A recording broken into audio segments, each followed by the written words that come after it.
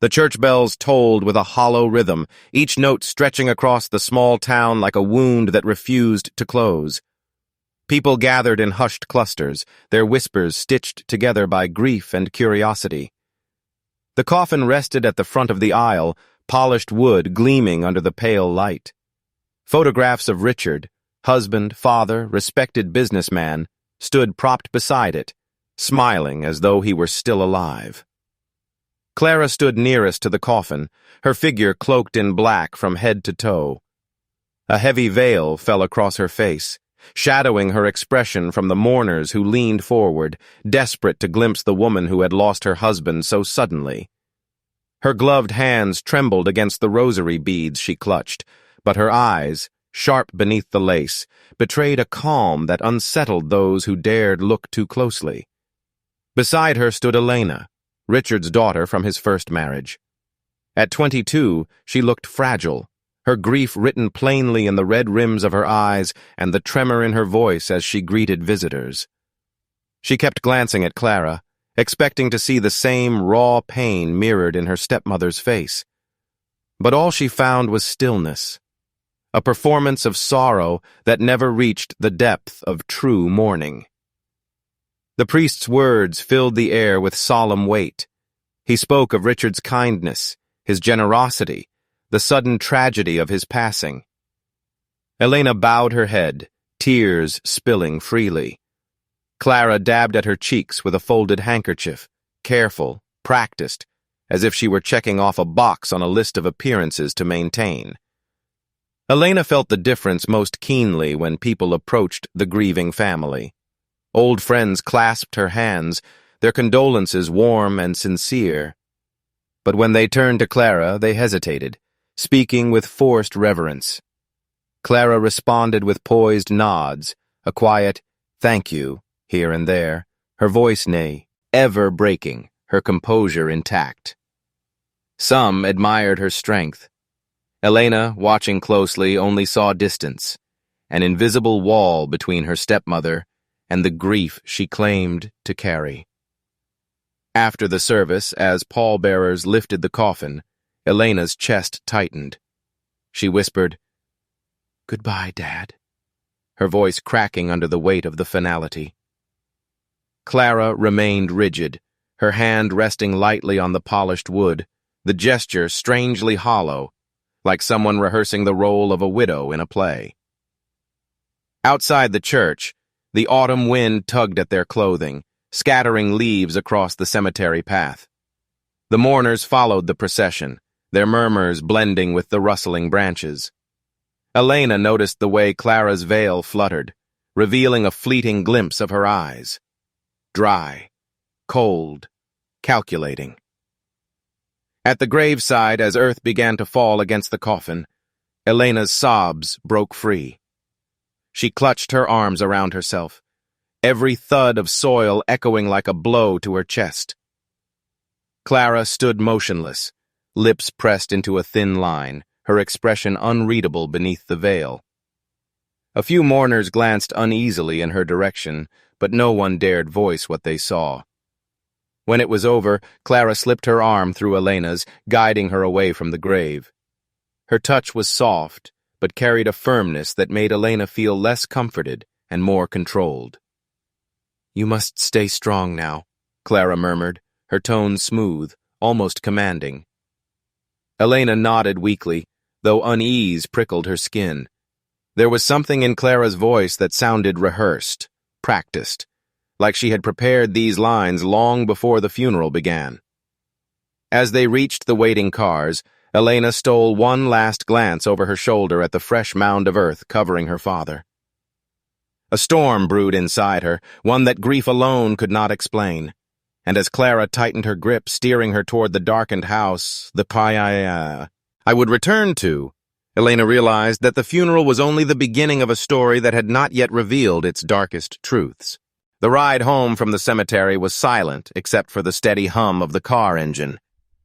Clara sat upright, hands folded neatly in her lap, her veil tucked away but her composure untouched. Elena, pressed against the window, watched the blur of trees and houses, her thoughts circling like vultures. Her father's absence weighed heavy, but so did the strange calmness radiating from the woman beside her. When they arrived at the house, the air inside felt unchanged, as though Richard might still step out of his study with papers in hand. Yet the silence was different now, deadened, oppressive, like the walls themselves were holding secrets they refused to share. Elena hesitated at the doorway, staring at the coat rack where her father's jacket still hung. Clara brushed past her, pulling the fabric down and stuffing it into a bag with mechanical efficiency. "We'll clear these things out slowly," she said flatly. "Too many reminders can crush the spirit." Elena bit back a protest. She wasn't ready to erase her father so quickly, not when his scent still clung faintly to the jacket. But Clara's tone left little room for argument, as always. That night, Elena lay awake in her room, the shadows crawling across her ceiling. From down the hall came the faint sound of Clara's voice. At first, Elena thought she was praying, but the rhythm was wrong. She crept to her door, pressing her ear against the wood. Clara's voice dropped to a hushed murmur, then rose again, sharp, intimate. "No, not tonight. She's too restless. I told you, patience." Elena's stomach tightened. Clara's words dripped with something more than grief, something calculated, something secret. She stepped back quickly as the floor creaked beneath her. The whispers stopped. Moments later, she heard Clara's footsteps in the hallway. Elena darted back to bed, feigning sleep as her door cracked open. Through half-lidded eyes, she saw Clara's silhouette linger for a moment before retreating. The memory clawed at her, keeping her awake until morning. In the days that followed, the house became a cage. Clara dictated meals, schedules, even which relatives Elena could speak to. When Elena tried to call her aunt, Clara appeared suddenly in the doorway, smiling too sweetly. "We mustn't dwell on the past. Family can stir up grief instead of healing it." Elena forced a nod, though inside her chest tightened. It wasn't just about grief. It was about control. Clara's hand seemed to hover over every choice, every breath Elena tried to take on her own. And the phone calls continued. Always at night. Always in the same hushed tone. Once, when Clara left the receiver off the hook by mistake, Elena picked it up from another line. All she caught was a man's low chuckle before Clara's voice cut in sharply. "Do you want us both to be ruined? Keep your voice down." Elena froze. Her heart raced with questions. Who was he? What did they have to hide? But she dared not reveal she had listened. The tension in the house thickened. Each creak of the floorboards seemed amplified, each shadow stretched longer. Elena began to dread nightfall, when the whispers would return, weaving through the dark like threads in a web she could not yet untangle. One evening, as rain lashed against the windows, Elena stood in the hallway outside Clara's locked study. Through the door came muffled words, fragments of sentences that chilled her blood. It had to be done. She suspects nothing. Trust me. Soon it will all be ours. Elena staggered back, hand over her mouth. Her pulse thudded in her ears, louder than the storm outside. She knew now. Clara's grief was a mask, and behind it lurked something darker, more deliberate. But the proof was fragile, just whispers behind closed doors. And if Elena wanted the truth, she would. I'd have to search for it herself, even if it meant stepping deeper into her stepmother's shadow. The storm had passed by morning, leaving behind a damp silence that seemed to seep into every corner of the house. Elena woke to the smell of strong coffee and the sound of drawers closing sharply downstairs. When she descended, she found Clara at the dining table, her posture impeccable, a stack of papers neatly arranged in front of her. "Breakfast is ready," Clara said without looking up, her tone clipped, businesslike. On the table sat a plate of dry toast and a boiled egg, nothing like the warm breakfasts Richard used to make when he was alive. Elena sat quietly, pushing the food around her plate. her appetite hollowed out. Clara's eyes flicked up once, cold and assessing, before returning to her papers. The house itself felt different now, stripped of the warmth Richard had brought into it. His laugh no longer echoed down the hall, his radio no longer hummed from the study. Yet Clara moved through the rooms as if she were reshaping them in her own image, tidying ruthlessly, discarding reminders, locking doors that once stood open. One afternoon, Elena wandered into her father's study, hoping to feel close to him. The desk was bare, the shelves rearranged. She pulled open the drawers, expecting to find his notebooks and pens, but instead discovered emptiness. Only dust and a faint scent of tobacco remained. "Clara?" Elena called, her voice uncertain. Clara appeared instantly in the doorway, her smile thin. "This room only breeds sorrow. Better to keep it orderly." Elena nodded, but unease rippled through her. It wasn't just order. It was erasure. Later, while searching for her school documents in the upstairs cabinet, she stumbled upon an envelope tucked behind a stack of old bills. Pulling it free, her breath caught. Inside were several bank statements, each with large withdrawals she didn't recognize. The amounts were staggering, sums her father would never have, spent carelessly. Before she could study them further, footsteps echoed in the hall. Elena shoved the papers back hastily, heart hammering, and closed the drawer just as Clara appeared. "What are you doing in here?" Clara asked, her tone sharp, though her lips curved in a polite smile. "Looking for my school forms," Elena stammered. Clara's gaze lingered for a moment too long before she nodded. "Be sure not to make a mess. I keep everything organized for a reason." That night, unable to shake her unease, Elena crept back to the drawer. This time she searched more carefully, her fingers brushing against something hard wedged behind a ledger. Pulling it out, she gasped. It was her father's phone, switched off and hidden away. Her hands trembled as she powered it on. The screen flickered to life, and immediately a flood of missed calls and messages appeared, many from unknown numbers, some marked only hours before his death. Elena scrolled quickly, her pulse quickening. One message read, "We need to talk. She's watching everything."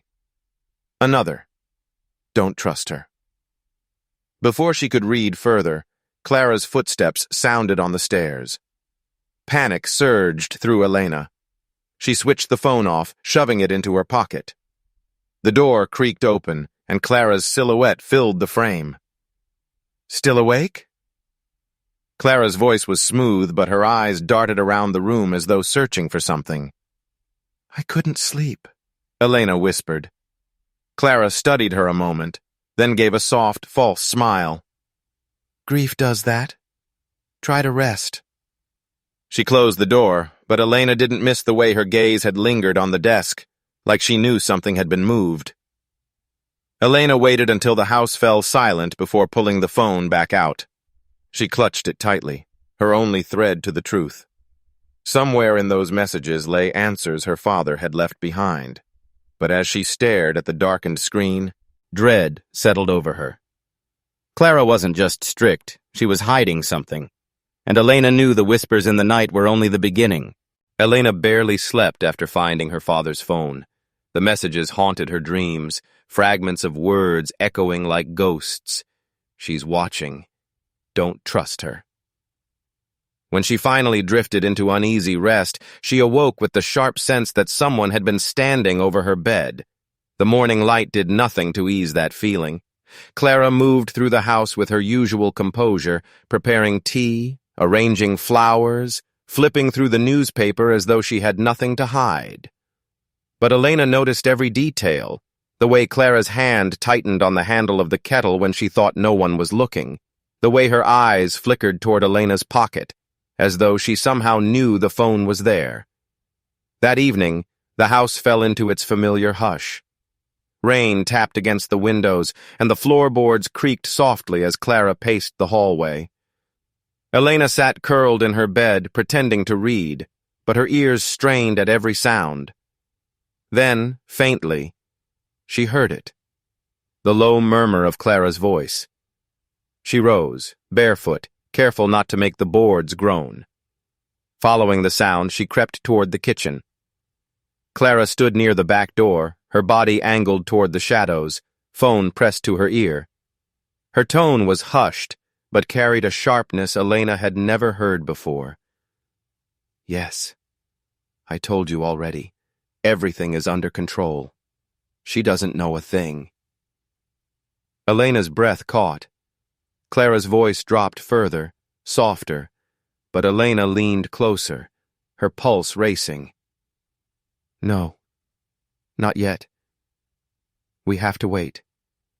If anyone suspects, it all falls apart." The words sliced through her like glass.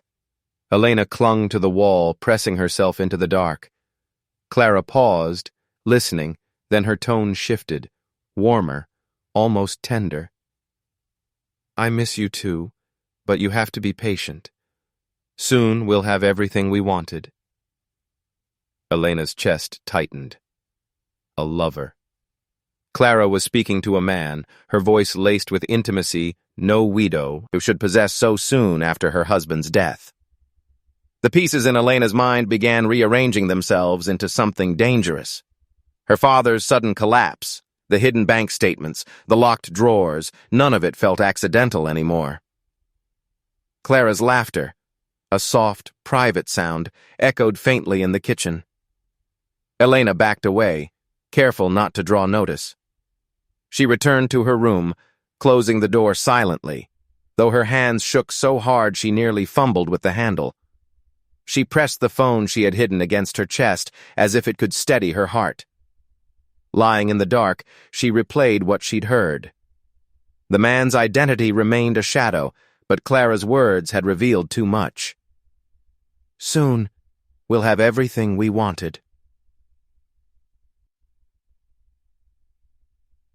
What could that mean, unless her father's death was part of their plan? Elena buried her face in her pillow, her tears burning hot. Doubt gnawed at her. Could she be mishearing, imagining more than was there? Yet deep down, she knew. The coldness in Clara's eyes at the funeral, the calculated way she erased her father's presence from the house, it all pointed to something far more sinister than grief. Hours later, Elena finally sat up, her mind made sharp by fear. If Clara was hiding something, the truth had to be buried in the documents, the phone records, maybe even the messages she hadn't yet dared to open. Her father had tried to leave her warnings. She could feel it. From down the hall, Clara's footsteps approached. Elena quickly slid the phone beneath her pillow and lay still. The door opened slightly, then closed again after a pause. The sound of retreating steps left Elena's heart pounding. She stared into the dark, realizing one truth. Her father's death may not have been natural. And if Clara was lying to the world, Elena was the only one left to uncover why. The night after overhearing Clara's phone call, Elena couldn't silence the words that echoed in her mind. "Soon we'll have everything we wanted." They circled her thoughts like vultures, pulling apart what little certainty she had left. Sleep refused to come. Instead, she lay awake staring at the ceiling, clutching her father's hidden phone as if it were the only lifeline left between them. By morning, her resolve had sharpened. She needed answers, not just shadows, not whispers, but something tangible. The study, stripped bare and kept orderly by Clara, gnawed at her with the possibility of secrets. Clara spent her mornings in the garden, fussing over roses Richard had once tended. It gave Elena her chance. She slipped quietly into the study, the air still heavy with the faint musk of her father's pipe tobacco. The desk looked lifeless, but Elena knew her father well enough to sense he would never have left it empty. She knelt, tapping lightly against the panels. One sounded different, hollow. With careful fingers, she pried the wood loose. Behind it, dust clung to a small tin box wedged into the hidden compartment. Her hands shook as she pulled it free. The lid resisted before snapping open, revealing a stack of folded papers. Letters, her father's handwriting looping across yellowed pages. Elena unfolded the first one, her chest tightening as she read. To my dearest friend, I fear I am not the man I once was. Clara insists she is only helping me, but each day I feel smaller. She controls the accounts, dictates who I may speak to, and I have begun to wonder if I am losing more than my independence. I feel watched in my own home, as though nothing is truly mine anymore. Elena's breath caught. She read the next letter, then another, each one heavier than the last. She discourages me from meeting colleagues, claiming I am too tired, but I know the truth. She doesn't, to want me to speak freely. Even with Elena, she interrupts, answers for me. My own words no longer belong to me. Elena wiped at her eyes, forcing herself to keep reading. One letter bore no greeting, only raw confession. If anything happens to me, it will not be fate. I worry she is planning something I cannot yet name. Please, whoever reads this, believe me. Her father's handwriting grew jagged, as though written in fear. The words pressed down on Elena's chest until she could hardly breathe. She remembered the way Clara had ushered her away whenever Richard had tried to speak with her in private. She remembered the pills labeled as vitamins, the way he often looked drowsy after meals Clara prepared. The memories, once brushed aside, now screamed for attention. Tears blurred her vision as she clutched the stack of letters. Her father had seen the trap closing in around him, and no one had heard his voice until now. Elena? The sound of Clara's voice from the hallway made Elena's blood run cold. She stuffed the letters back into the tin, sliding it into her bag just as Clara entered the study. Clara's gaze swept the room, resting briefly on Elena's pale face. Still grieving here? She asked softly, though her smile was edged with suspicion. I just wanted to feel close to him, Elena managed. Clara crossed the room, placing a hand on her shoulder. The touch was light, yet it carried a weight that pressed Elena down. The past can be dangerous if you live in it too long. Better to look forward, don't you think? Elena forced a nod, though inside her chest burned with defiance. Clara's words rang false, rehearsed, like everything else. And now Elena had proof her father had feared her. That night, behind the safety of her locked door, she unfolded the letters again, reading them until the words etched themselves into her memory. Each line solidified the truth. Her father had been controlled, isolated, perhaps even poisoned. Clara's widow act was nothing but a mask, but Elena also knew she couldn't act recklessly. The letters were powerful, yet they were only paper, easy to dismiss, easy for Clara to destroy if discovered. She needed more. She needed to catch Clara's mask cracking in real time. As she slipped the tin deeper into her bag, Elena whispered to herself, I'll finish what you couldn't, Dad. I'll find out what she did to you. The house creaked around her, the silence pressing in once more. Clara moved in the hallway outside, humming softly to herself, a sound that now chilled Elena's blood. Elena closed her eyes, clutching the letters like a shield. The truth was out there, hidden in Clara's carefully built world. All Elena had to do was tear a hole in it. The letters weighed on Elena like stones hidden beneath her skin. Each day she carried them in her bag, terrified Clara might discover them, yet too afraid to leave them anywhere else. She moved cautiously, listening for every footstep, watching Clara's every gesture with new, sharpened eyes.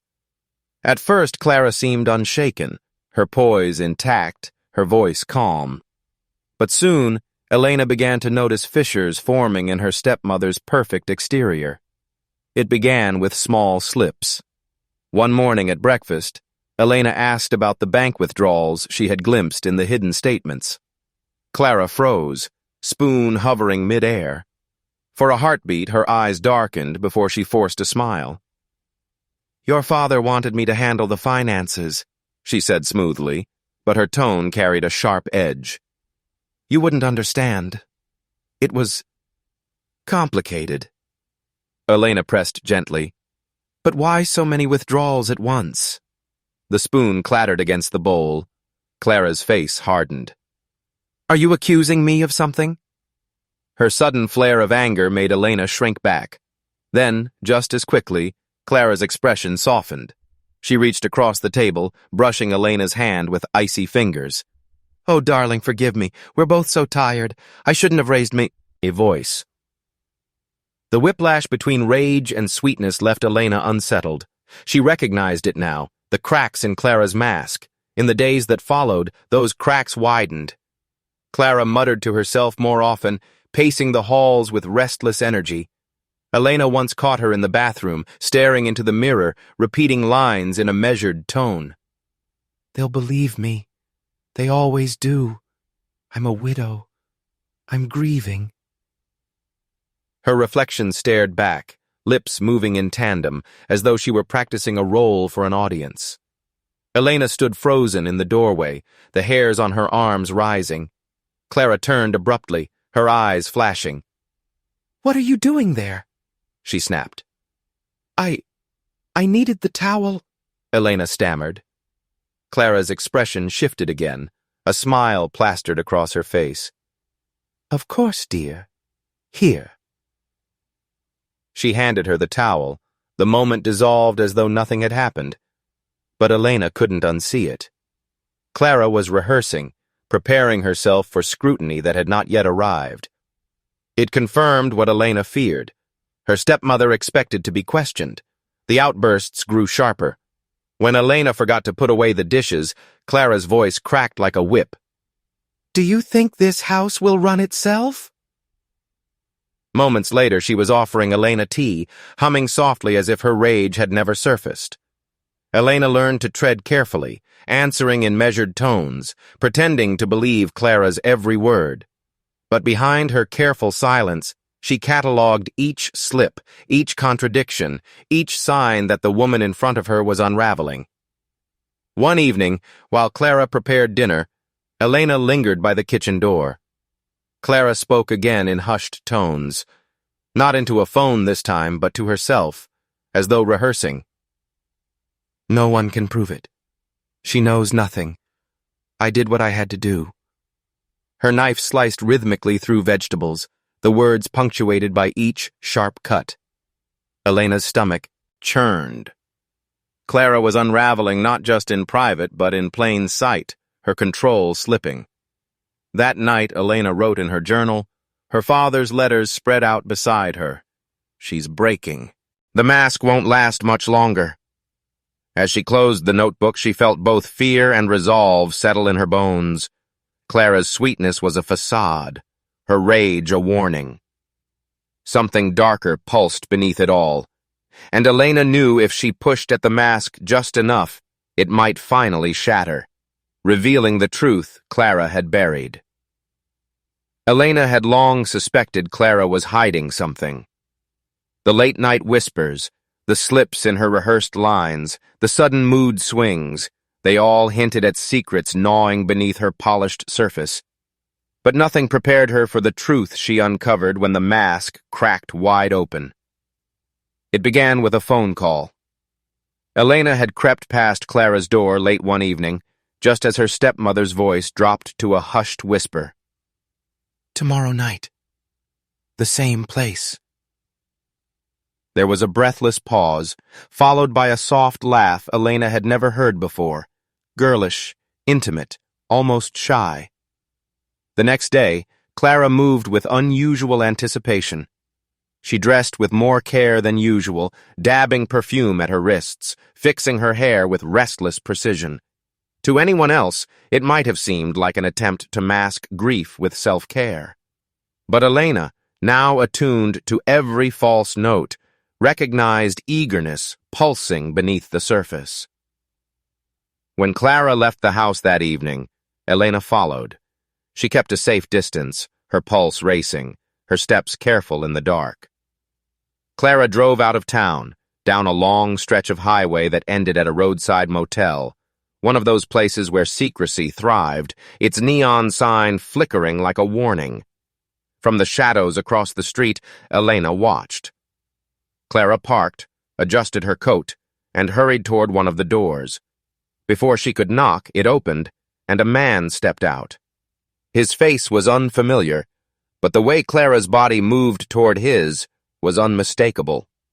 They embraced, their kiss long and hungry, the kind of kiss Elena had never seen Clara share wide with her father. It wasn't the careful, practiced tenderness of a wife. It was reckless, alive, desperate. The widow's veil, the mourning facade, shattered in that single moment. Elena's chest tightened.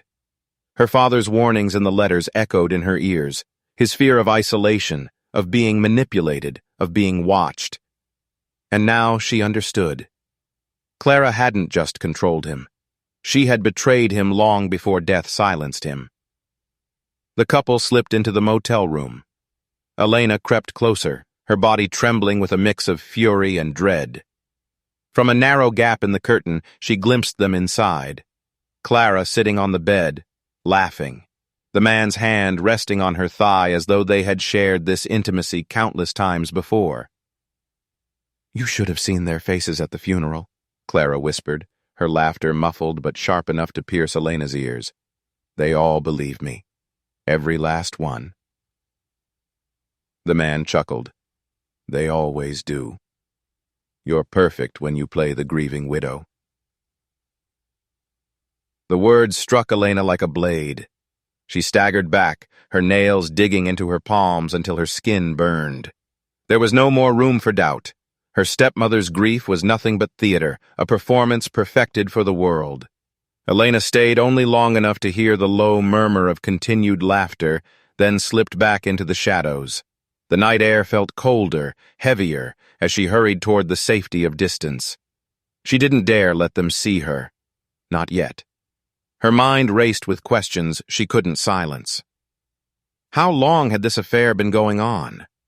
Was this the man her father had feared in his letters, the shadow behind Clara's controlling hand?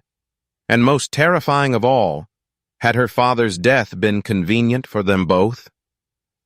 By the time Elena reached home, the house felt even hollower than before. Each creak of the floorboards seemed to whisper betrayal. She clutched her father's letters tighter. Their words no longer just warnings, but proof that he had sensed the truth before it consumed him. Sleep eluded her. She sat by the window, watching the driveway until Clara's car finally returned. Hours later, the front door opened, and Clara entered quietly, her shoes in her hand. She moved with the softness of someone sneaking back from sin. When she glanced toward the stairs, Elena had already retreated to her room, heart pounding, breathing shallow. Behind her door, Elena pressed a hand to her chest. She had seen enough to know Clara was not just deceptive, but dangerous. Her father's voice seemed to whisper from the grave, urging her to keep watching, to keep listening, to uncover every piece of the truth. Because the more Elena saw, the clearer it became. Clara's story was collapsing, and if Elena pushed at the right moment, everything would unravel. Elena barely slept after following Clara to the motel. Her mind circled endlessly around the image of her stepmother's embrace with that stranger, the laughter that had cut through the walls, the smug tone in which she boasted of fooling everyone. By morning, the house seemed unbearable, its walls pressing in with suffocating silence. She needed answers, more than what she had already pieced together. Her father's letters had hinted at fear, and now she knew betrayal burned at the center of it. But betrayal alone wasn't enough. Something darker lingered, and Elena felt its shadow stretching across her every thought. That afternoon she stepped outside, desperate for air, and found herself near the garden fence. Their neighbor, Mr. Harlow, was pruning roses, his bent frame moving slowly, almost deliberately. He was a quiet man, the type who nodded politely but rarely spoke more than a few words. Yet today, when his eyes lifted toward her, Elena sensed something different. He hesitated, glancing at the house as though its windows might be listening. Then, lowering his voice, he said, "You've been uneasy, haven't you?" Elena froze. "What do you mean?" Harlow's gaze lingered on her, filled with a tired sort of pity. He set down his clippers, brushed dirt from his gloves, and leaned closer to the fence. His voice was barely above a whisper. "I shouldn't say this. I've kept quiet too long. But last winter I saw something. Something I should have spoken of sooner." Elena's pulse quickened. "What did you see?" He shifted uncomfortably, his eyes darting once more to Clara's darkened windows. "Your stepmother. She was at the kitchen table with your father. She poured him water, slipped something into it. Pills. I thought they might be vitamins at first, but she called them that too cheerfully, repeated it, like she wanted him to believe it. 'Your vitamins,' she said. And he trusted her." The words settled heavily between them. Elena's mouth went dry. Her father, sickly, weary, complaining of exhaustion in his letters, had been trusting Clara to keep him well. And instead, she gave him those pills more than once, Harlow admitted, shame tugging at his expression. "I told myself it wasn't my place. I told myself maybe I'd misunderstood. But when I heard of his death, so sudden, His voice faltered. "I feared I had witnessed something I can't undo." Elena's body trembled, her hands gripping the fence until the wood bit into her palms. Vindication and terror collided within her chest. She had been right. Clara's grief was a mask, her control deliberate, her betrayal deeper than Elena had dared imagine. But knowing was one thing. Hearing another person confirm it made the danger real. "Why didn't you say anything?" Elena's voice cracked with restrained fury. Harlow's shoulders hunched. "Because she frightens me. She's clever, calculating. You've seen it too, haven't you? I thought, if she could do that to your father, what might she do to anyone else who stood in her way?" Elena wanted to scream, to demand why no one had defended her father, why silence had protected the guilty. But she swallowed her anger, her throat raw. Clara's shadow loomed too large, even here, even now. "Please," Harlow murmured, his eyes pleading. "Don't tell her I spoke. I shouldn't even be saying this, but you deserved to know." Elena nodded stiffly, though inside her resolve hardened like stone. She wouldn't expose him. Not yet. Clara's mask was slipping, and Elena would be the one to tear it off completely. As she turned back toward the house, her steps heavy, the door loomed like a prison gate. Clara was inside, likely rehearsing her falsehoods again, unaware that the web of lies was unraveling thread by thread. Elena clutched her father's letters tighter than ever. Now she had another piece of the puzzle, proof that Clara's hand had guided his decline. But proof whispered in secret wasn't enough. She needed more, and she would find it. For the first time, she wasn't just grieving. She was preparing for battle. Elena could feel Clara's eyes on her more than ever. The night she spoke with Mr. Harlow, the air in the house seemed to change, as if Clara had inhaled suspicion and exhaled control. Every sound felt amplified, the click of the locks, the drag of Clara's footsteps on the stairs, the careful way her stepmother's voice coded ordinary words with a syrupy tone. By morning, restrictions began to tighten like invisible chains. "Elena," Clara said, setting a cup of tea before her at breakfast, "you've been restless. I don't want you exhausting yourself. Stay home today. No wandering about." Her smile was thin, her hand lingering too long on the handle of the teacup, as though daring Elena not to drink. Elena forced a nod, though her stomach churned. She didn't touch the tea. Over the next days, the house transformed from hollow to hostile. Clara began answering the phone before Elena could reach it, her manicured fingers gripping the receiver as though it might betray her. When letters came through the mail slot, they vanished into Clara's room before Elena could glimpse them. Even Elena's father's study, the place where his unsent letters had been hidden, was now locked, the brass key forever missing from its hook. The message was clear. Clara knew Elena was watching. Yet it wasn't just physical barriers tightening around her, it was psychological ones too. Clara's moods shifted violently, swinging between suffocating sweetness and chilling cruelty. At dinner one evening, she leaned across the table, her voice dripping with false concern. "You've been so quiet lately. People might think you're unwell. You wouldn't want rumors, would you?" Elena clenched her fork until her knuckles whitened. "Maybe people would think I'm just grieving my father." For a moment, silence cut the room in half. Clara's smile cracked at the edges, her eyes narrowing before she quickly disguised them with a laugh. "Of course, darling, of course." But Elena felt the sting of the unspoken threat, sharp as broken glass. Nights grew unbearable. Clara had begun checking Elena's room, lingering in the doorway like a warden counting prisoners.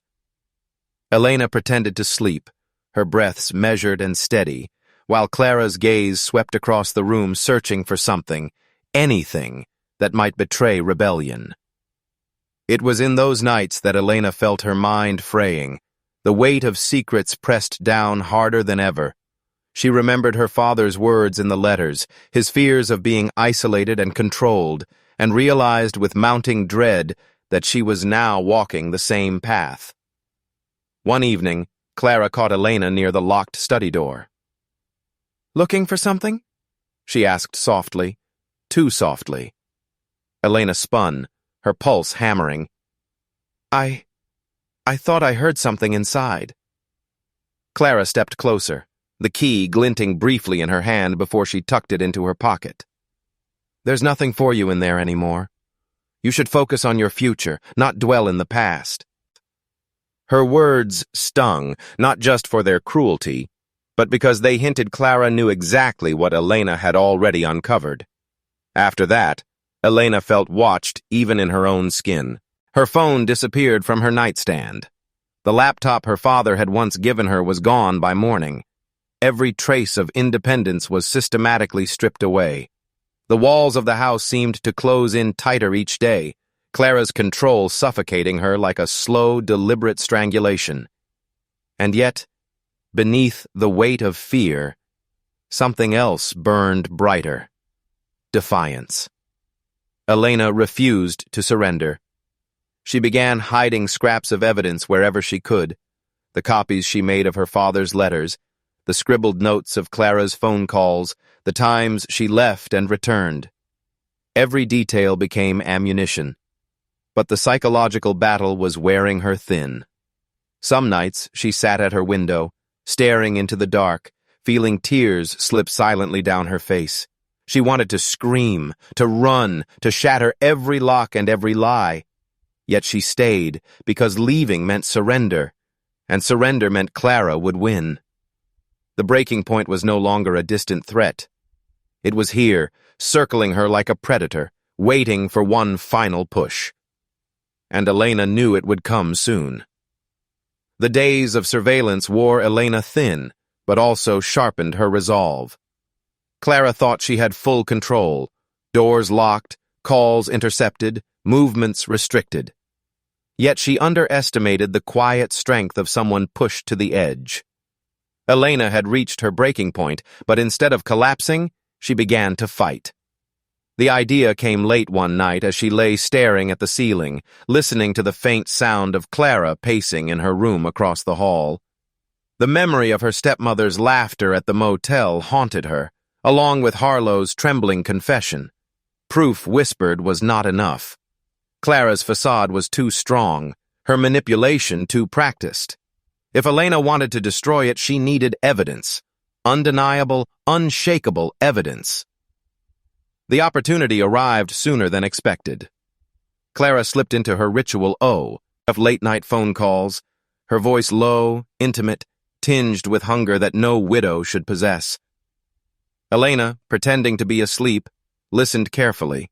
Words like transfer, papers, and they believe me drifted through the walls. Her pulse quickened. This was it. The next morning, while Clara ran errands, Elena searched the house. In Clara's drawer she found her father's old recorder, dusty, half forgotten, but still functional. She hid it beneath her clothes, praying Clara wouldn't notice the slight shift in the drawer's contents. That night, Elena waited. She tucked the recorder under a thin gap beneath Clara's door and pressed the red button. Her hands trembled as she crept back into her room, every creak of the floorboards sounding like a gunshot. She sat in the dark, listening, praying the tiny machine would capture Clara's truth. It did. The voices came muffled but clear enough through the thin wood. Clara's lover's tone was low, impatient. How much longer do we have to keep this charade? Clara laughed softly, the same chilling laugh Elena had heard at the motel. Not long. The accounts are nearly cleared. His name doesn't matter anymore, only what he left behind. They all believe I'm the grieving widow, tragic, devoted. Even Elena, though she's grown suspicious. Suspicious? The man asked sharply. She's just a girl, Clara replied with contempt. She doesn't know how deep this runs. By the time she realizes, it will be too late. Elena's chest tightened, fury burning hot in her veins. She pressed her fist to her mouth to keep from crying out. Clara wasn't just faking her mourning. She had plotted her father's ruin, drained his accounts, and now mocked Elena for her helplessness. The conversation stretched, each word layering betrayal upon betrayal. They spoke of transactions, of documents hidden in safe places, of Clara's practiced act at the funeral, and then the admission Elena had prayed for. I had to keep him quiet, Clara whispered. The pills worked. He was too tired to argue, too weak to resist. By the end, he trusted me completely, and when he was gone, no one questioned a thing. Elena's body went rigid. The words were a blade, cutting deeper than she thought she could bear. Her father's death had not been fate, it had been design. When the call ended and Clara's footsteps moved across the hall, Elena waited in breathless silence. Only when the house settled into stillness did she retrieve the recorder, clutching it to her chest like a lifeline. She sat on the edge of her bed, listening to the playback in the darkness. Clara's voice filled the room, silk over venom, confessing to the world she thought was blind. Each sentence was both poison and salvation. For the first time, Elena held something tangible, something no amount of Clara's rehearsed smiles could erase. Fear still coiled in her stomach. Clara would tighten her grip further if she even suspected. But beneath the fear was a fierce, defiant flame. She was no longer powerless. She had her father's letters, Harlow's testimony, and now, Clara's own voice damning her. As dawn crept through the curtains, Elena hid the recorder in a place Clara would never search, beneath the loose floorboard by her window. She pressed it down, her hands steady for the first time in weeks. The house still felt like a prison, but the walls were beginning to crack. Clara believed she controlled every detail, every breath of Elena's life. But Elena had discovered the one truth Clara could never control, her own words. The evidence had weight, undeniable and sharp. And soon, it would be the weapon that tore Clara's mask away for good. The recorder weighed heavy in Elena's pocket, more powerful than any weapon she could have held. Clara still moved about the house with her polished grace, unaware her carefully constructed world now carried a crack wide enough to split it apart. Elena knew she could not wait much longer. Fear whispered of what Clara might do if Pission turned inward, if she realized the truth had slipped from her lips and into Elena's hands. The decision came on a gray morning, the kind her father used to call truth-telling weather. With trembling hands, Elena carried the recorder and the stack of her father's letters to the police station. Each step felt like betrayal, yet she reminded herself it was not betrayal of Clara. It was loyalty to her father, to the man who had trusted her to see through the lies. Detective Marlowe, a man with a steady gaze and cautious voice, listened carefully as Elena laid the pieces on his desk. He played the recording once, his face tightening at Clara's laughter, at the casual mention of pills, at the smug assurance of deception.